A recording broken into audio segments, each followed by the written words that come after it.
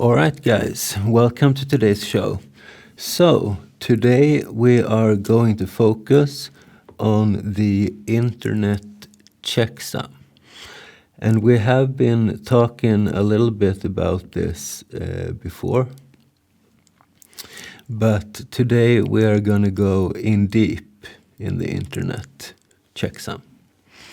So let's start by sketching up a simple ICMP packet. So we have something to use for our calculations.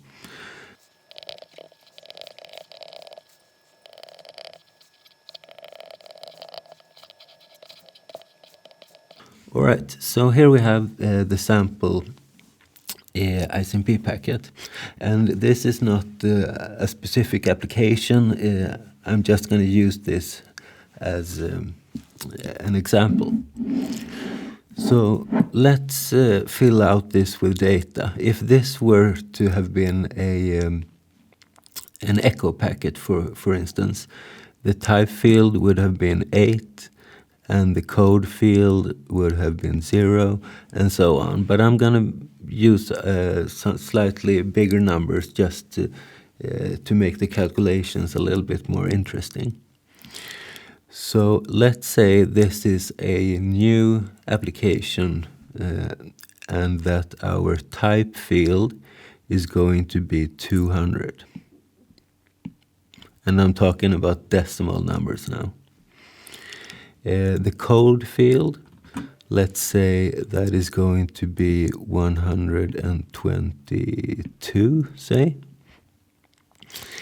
And the identifier, let's set it to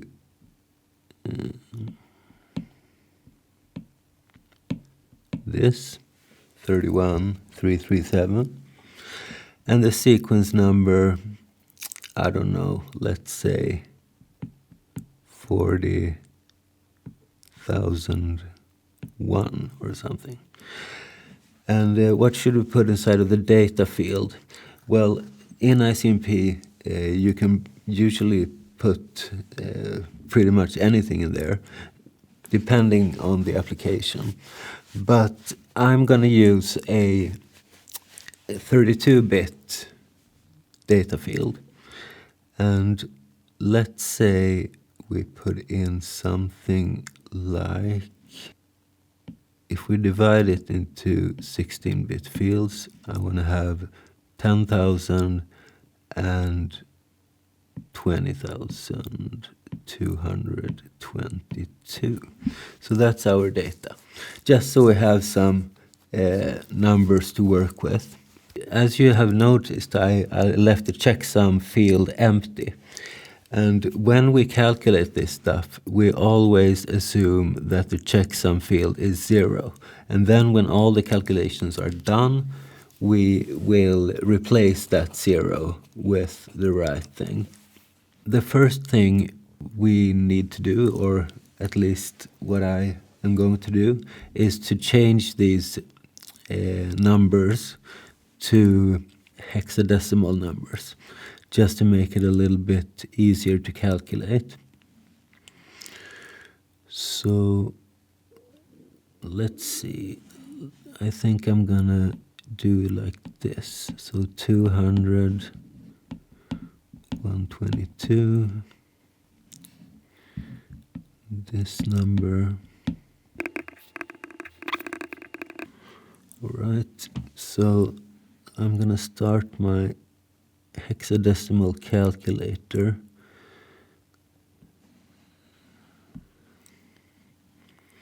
There we go. So let's begin by clicking decimal, entering 200 and clicking hex. And hexadecimal numbers use this prefix 0x and then whatever the number is. So I'm going to follow that standard.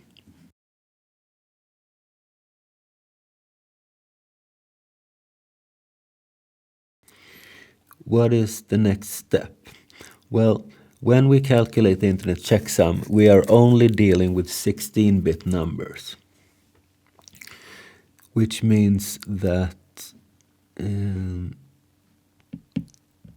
we have these two, which is one 16-bit number, and this checksum 0 is 1.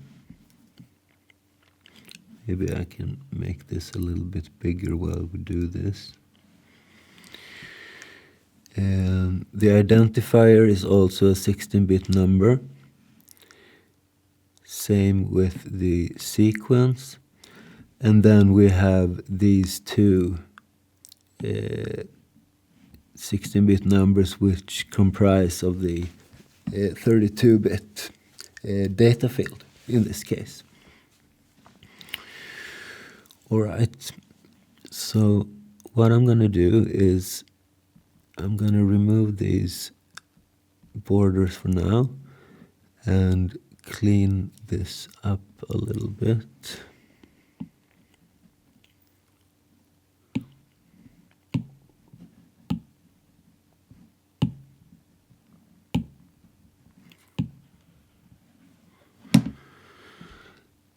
And I'm going to put in so in this case, it's going to be 0x-C8-7A. So these are those two combined, right?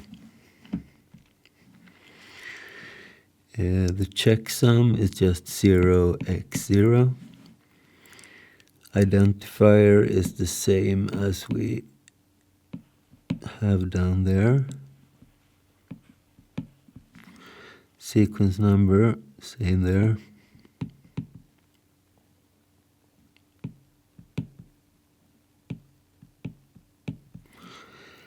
And this data field numbers I'm gonna divide into 2.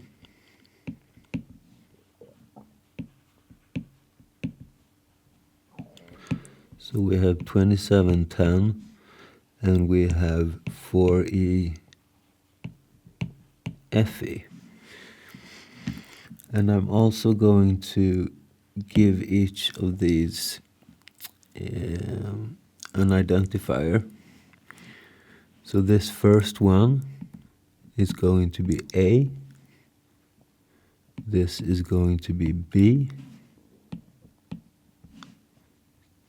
And then we have C and D and E and F. Okay, so how do we do these calculations now? Well, we are going to calculate something which is called, it sounds very advanced, the ones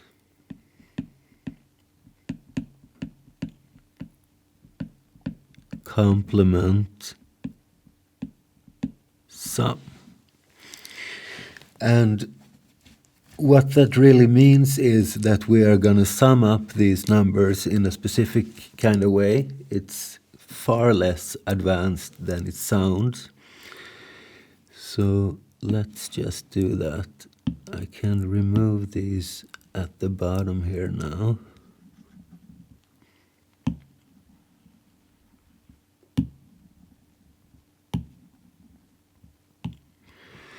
So we have some room to work, and now I accidentally did this one as well, so let me just put this F back here.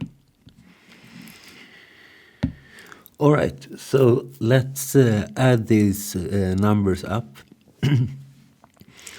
So I'm gonna make a little table here for the calculation. So we have this, we have this,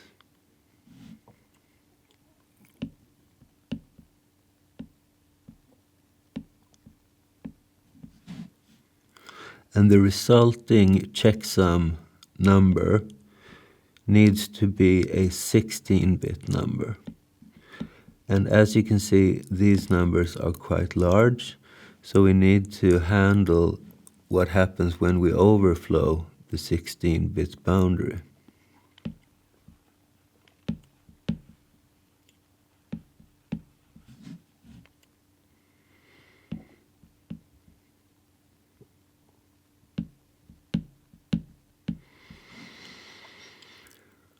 All right, so we're gonna have a plus prime operation, and that's just how the RFC for the internet checksum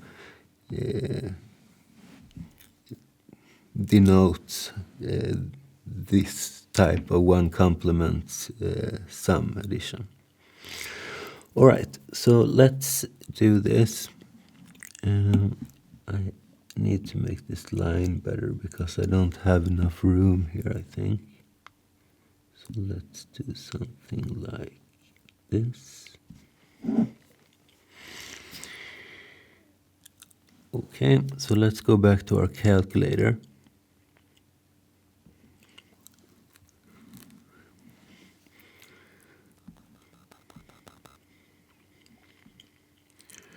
And now I will just try to add these up to begin with. So what we have is the C8 7A plus 0 plus, and then we have the 7A 69. We have 9C 41.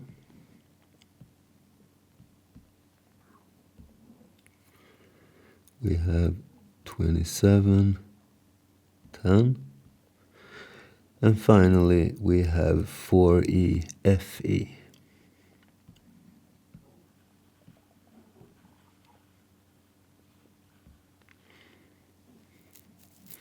And this is the result. So what I'm going to do is I'm going to type it like this. I'm going to put the 2 here, and then a little bit of space, and then 5, 5, 3, 2. And as you know, the 16-bit hexadecimal numbers are up to 4 digits long. And here, as you can see, we have 5 digits because this overflows. And this is what we need to account for when we do the calculations. So if we go back to full screen here, and this is where the one complement sum comes into play. And this is much easier than you might think. What we do is we take this result, the right part of it, so we have 5, 5, 3, 2, and then we have this additional 2 right here. And we do a regular plus of these 2, which means the result is going to be 5, 5, 3, 4. Okay. So this is the one's complement sum. We need to do one more calculation, and we need to take the inverse of this number. So if we, for example, had something in binary, which is 1, 1, 0, 1, for instance, if we do this inverse or complement operation, we just flip all the bits. So these 2 ones become zeros, and then a 1 and a 0. So that is what we need to do with this number. So let me just put this number somewhere first, so we have it saved. So it's 5, 5, 3, 4. And now I can clean up a little bit here.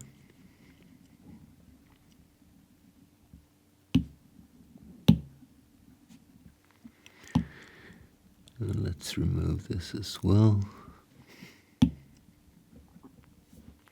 And why did I number these like A, B, C, and so on? That's just so I can show you that your calculations is based on, we have the A plus the B, we have the C plus the D, the E plus the F. And then we add those together.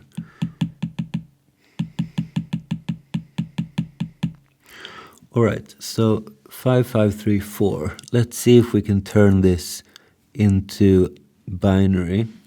Let's go back to our calculator.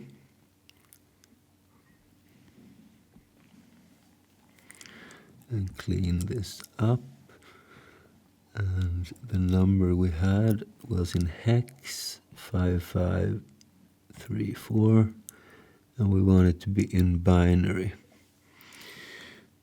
So let's see.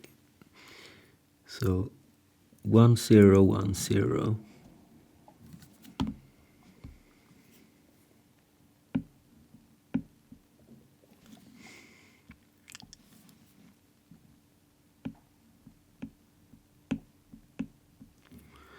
And then we have 10100.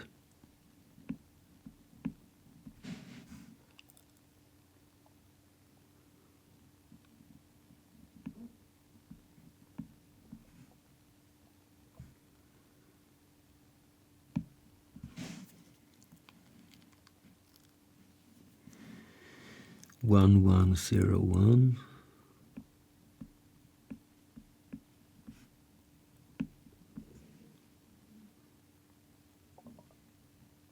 Zero, zero. And these are 15, so let's add, let me just count them. 1, 2, 3, 4, 5, 6, 7, 8, 9, 10, 11, 12, 13, 14, 15, yes. So we need to add the 0 in front here.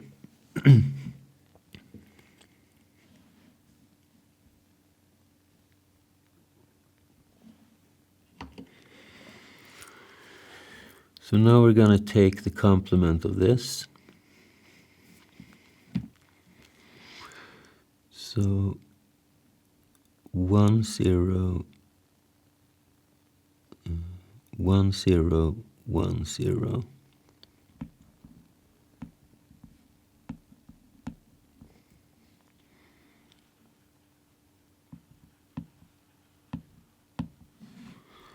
And then we have 1 0 1 0.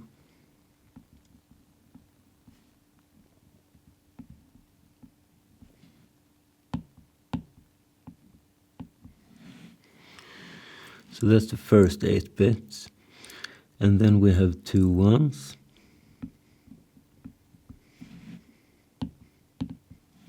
2 zeros.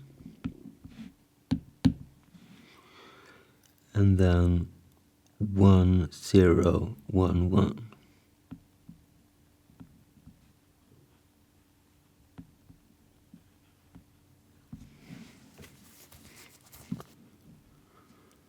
And now we have only one step left, and that is to calculate this binary number and see what we get. So 1 0 1 0 1 0 1 0 1 1 0 0 1 0 1 1. And in hexadecimal, this is going to become AACB.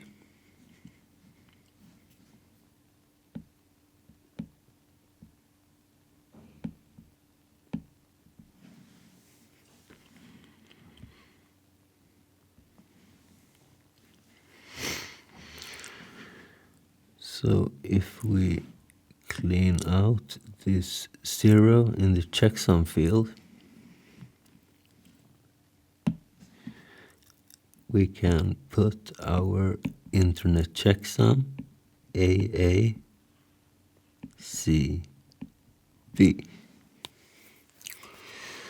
Okay, so how do we know that this is actually the correct one? Well, that's the interesting thing with this mathematical formula or whatever. If we just add all these together, so I'm talking about this, this, this, this, and this, like we did before, but we also add this, then we should get a rather interesting result if everything is correct. So let's see if we can manage that.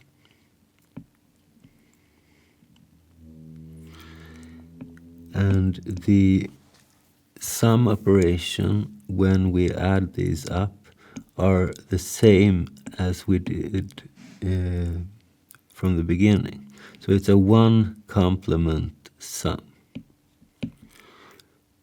resulting in a 16-bit number. So I'm going to put all the different parts right here.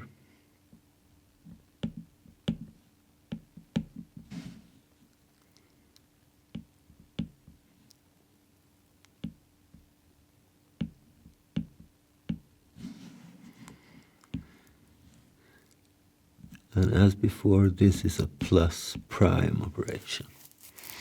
All right, so let's see if this is right. I'll use my calculator again and clean this out, and we will have C8 7A plus AACB,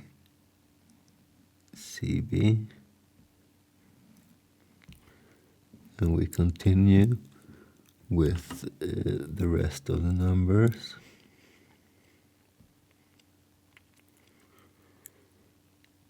And we have 9C 41. We have 2710. Finally, we have 4EFE.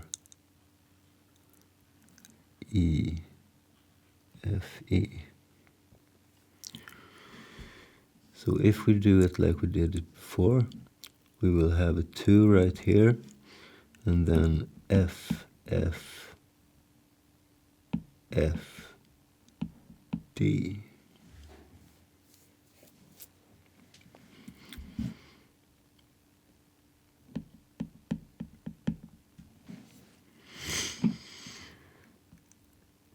And then finally, we did exactly like we did before.